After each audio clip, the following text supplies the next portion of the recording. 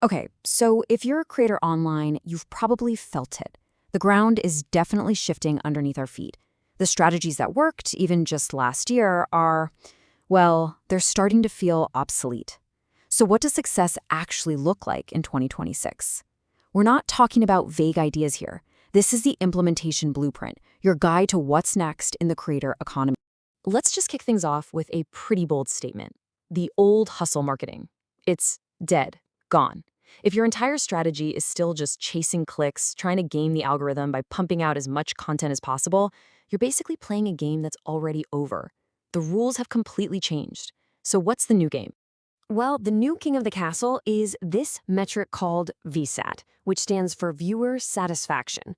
See, the algorithms are getting way smarter. They're not just asking, hey, did someone watch this anymore? They're asking, was their time well spent? Did they walk away feeling satisfied?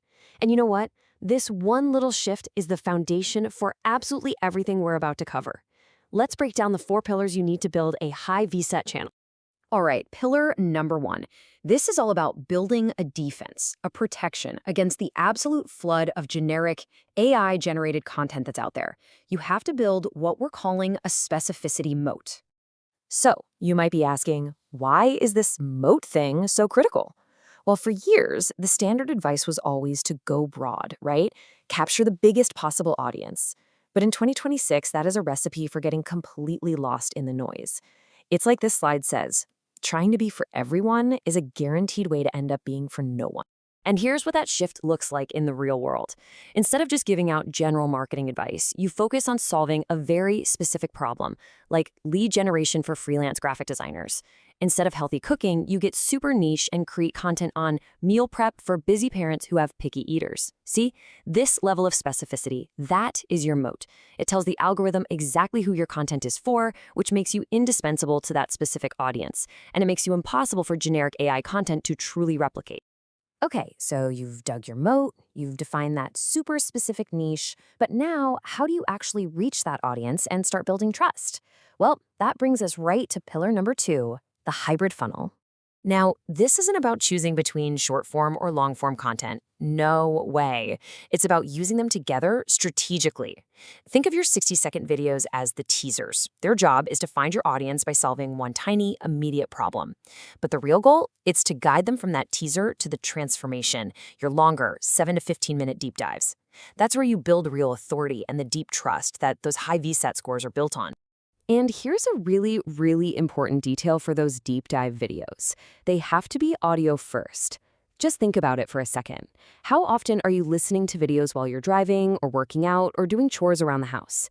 If your content needs someone to be glued to the screen, you're losing a massive part of your audience. The value has to be 100% delivered through the audio alone. Visuals are just a bonus. Okay, this brings us to pillar number 3, and honestly, this one might just be the most powerful of them all. In an age of digital, AI-driven perfection, your humanity, your realness has become a massive strategic advantage. We call this authenticity arbitrage. This slide just lays it all out, right? On one side, you have AI, which can deliver flawless, sterile, perfect content. But your advantage, your edge, lies in the exact opposite.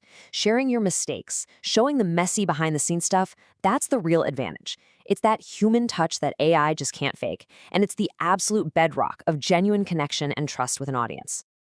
And look, this isn't just some feel-good idea. We're talking about actual, measurable results. We're seeing that channels that really lean into this authenticity arbitrage have community retention rates over 40% higher than those who don't. So why the huge jump? It's simple. Audiences connect with real people, not with sterile perfection. Your humanity isn't a bug. It's your most valuable feature. All right, and that brings us to our final pillar, the one that kind of ties this whole thing together. It's called the listening loop, and it's all about transforming your channel from you just talking at people into a dynamic conversation with your audience. You know, this whole pillar really boils down to one simple question. For years, creating content has felt like a guessing game, right? We guess what our audience wants, but in the hyper-competitive world of 2026, guessing is a luxury you just can't afford anymore. You need a system to know what your audience truly needs from you. So, how do you do it? What does this system actually look like? Well, it's about shifting from just broadcasting to actively listening. You use social listening tools to see what conversations your audience is already having. You pay close attention to your community tabs. You let your audience literally vote on what you should cover next. You stop guessing what they need and you just ask them.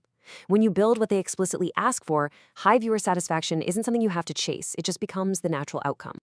So when you start stacking these four pillars on top of each other, you don't just get a bunch of random tactics. What you get is a cohesive strategy, a guided journey for building a truly sustainable and successful presence in this new creator economy.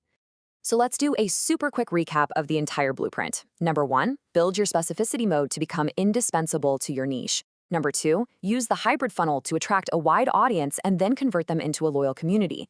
Number 3, leverage authenticity arbitrage, turning your very own humanity into your key advantage. And number 4, close that listening loop so you can stop guessing and start co-creating with your audience. And all of this really leaves us with one big question to chew on. As technology creates more and more content that is polished and perfect and flawless, maybe the most powerful, strategic, and resonant thing you can possibly do is just be unapologetically, authentically human. What do you think?